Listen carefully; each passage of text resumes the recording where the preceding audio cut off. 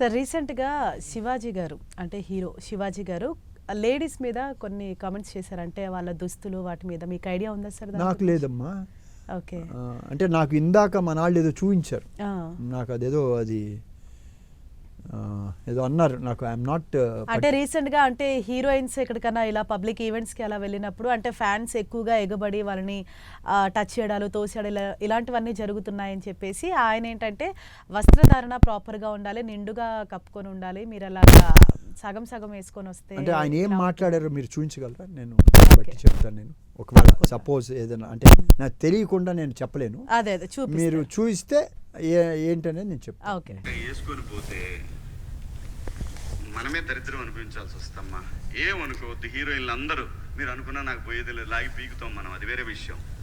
కానీ మీ అందం చీరలోనో మీ అందం నిండుగా కప్పుకునే బట్టల్లోనే ఉంటుంది తప్పితే సామాను కనపడే దాంట్లో ఏముండదమ్మా.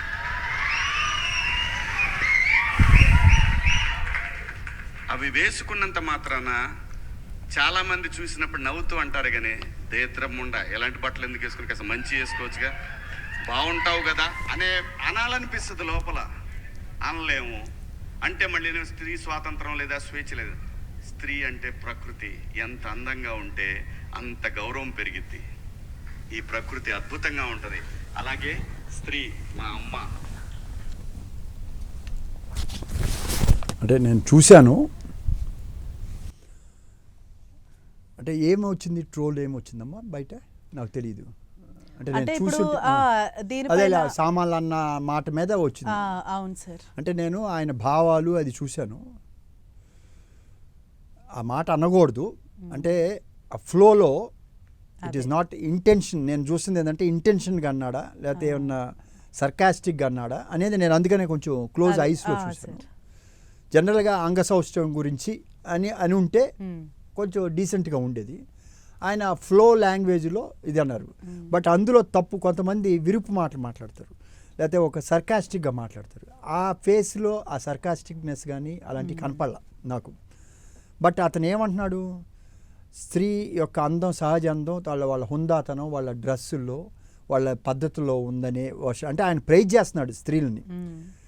ప్రకృతి అనేది నిజంగా నేను డివోషనల్గా ఉన్నాను కాబట్టి భాగవతంలో కానీ ఎక్కడ చెప్పినా కూడా ప్రకృతి స్త్రీయే.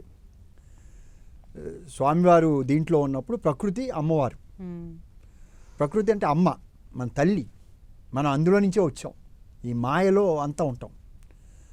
సో నాకు దాంట్లో అంటే ఓకే అతను ఆ మాట అన్నది దాన్ని ఎంత ట్రోల్ అయిందో నాకు తెలియదు, ఏం మాట్లాడుతున్నారో నేను తెలియదు. నేను జనరల్గా ఇలాంటి చూడను ఎవరేమన్నారని. నేను చూసింది మీరు అన్న తర్వాత నేను చూసింది ఏంటంటే ఇంటెన్షన్ ఉందా, అతని కళ్ళల్లో ఏమన్నా వ్యంగ్యం ఉందా, లేకపోతే అతని భావంలో ఏమన్నా విరుపు ఉందా, లేకపోతే ఒక దీంట్లో ఉందా, అవి చూశాను నేను ఫస్ట్. అంటే అతను గౌరవంగా ఉండండి, మీరు హుందాగా ఉండండి, అది కాదు అది అనుకుంటారేమో, అది దానికి వెళ్ళొద్దు అని సజెస్ట్ ఉంది తప్పితే ఒక కించపరిచేదని నాకు అనిపిలా. I may be wrong or wrong not. మీరు ఎలా ఆలోచిస్తే అది అలా ఉంటుంది. ఇప్పుడు సపోజ్ నేనే అలా బిహేవ్ చేస్తాను అనుకున్నా, పిచ్చి డ్రెస్సులు వేసుకొని నన్ను అన్నారని నాకు ఉండొచ్చు. నేను ఒక గౌరవంగా నేను ఒక స్త్రీని గురించి నాకు ఒక ఉన్నతమైన భావన ఉంది, ఆయన చెప్పిన దాంట్లో వ్యంగ్యం ఉందంటే కూడా నేను అది ఆలోచించేవాడిని, అది కనపడలా. బట్ నాకు అంటే అలా ఉండొద్దమ్మా, మీకు ఇలా ఉంటేనే ఇది ఉందని సజెస్టివ్గా చెప్పినట్టు అనిపించింది నాకు. బట్ ఆ వర్డ్ అనేది జనరల్గా మామూలు వాళ్ళకి కొంచెం అలా ఉండే వాళ్ళకి ఆ బిహేవియర్ కోపం వస్తుంది, అనకూడదు. అది ఏంటంటే అంగసౌష్ఠ్యం అంగ ప్రదర్శన చేయకూడదు అని ఉంటే బాగుండేది. ఇంకా ఆయన కలోకల్ లాంగ్వేజ్లో వచ్చిందని అంటే అది వాంటెడ్గా వచ్చిందని నేను అనుకోవట్లే, అలా దీంట్లో వచ్చిందేమో అని అనిపిస్తుంది నాకు. ఐ డోంట్ నో, నేను ఇంటికి వెళ్ళినాక ట్రోల్ ఏమైంది దాని మీద ఎవరు ఏం మాట్లాడారు అనేది చూస్తే నాకు క్లారిటీ ఉంటుంది. జస్ట్ మీరు చెప్పారు కాబట్టి నేను అంటే దాని మీద ఏం జరుగుతుంది ఇప్పుడు బాగా ఇది అవుతుందమ్మా. అంటే ఇప్పుడు ఆయన చేసిన కామెంట్స్ మీద కొందరు అలా అయితే మరి అబ్బాయిలు కూడా పంచకట్టు వేసుకోవాలి, నామం పెట్టుకోవాలి, మరి వాళ్ళు కూడా ట్రెడిషన్స్ ఫాలో అవ్వాలి కదా లేడీస్ని అంటారా అని కొంతమంది.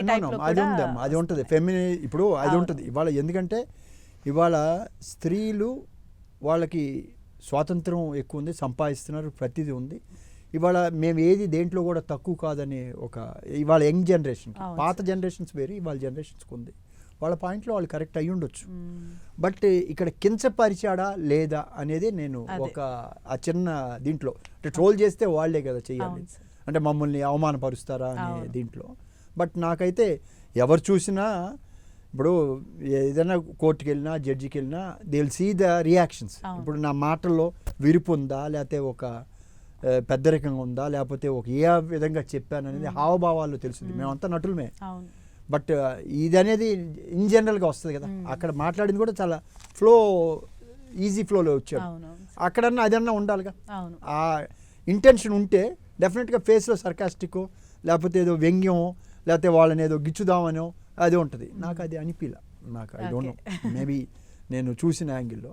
బట్ ఎవరైనా నేను ఎలా ఉంటారంటే ఎవరైనా హర్ట్ అయితే ఎందుకు వాట్ ఈస్ దేర్, ఓకే నేను ఎవరన్నా బాధించుంటే క్షమించండి అంట. అది అందరు అంటారా? అనరు. నేనేం తప్పు మాట్లాడలేదు కదా. ఇప్పుడు వీళ్ళు ఎలా ఆలోచిస్తారు, నేను తప్పు మాట్లాడేది అతను అని ఉన్నాడో లేదో తెలియదు, అని ఉంటే అసలు ఇష్యూ లేదు.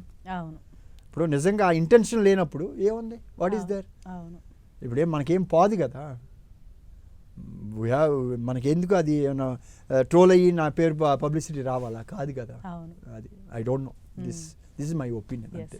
మీరు సడన్గా నాకు చూపించి అడిగారు కాబట్టి నేను చెప్తున్నాను. మళ్ళీ దీని మీద కూడా ఏమన్నా వస్తాయి.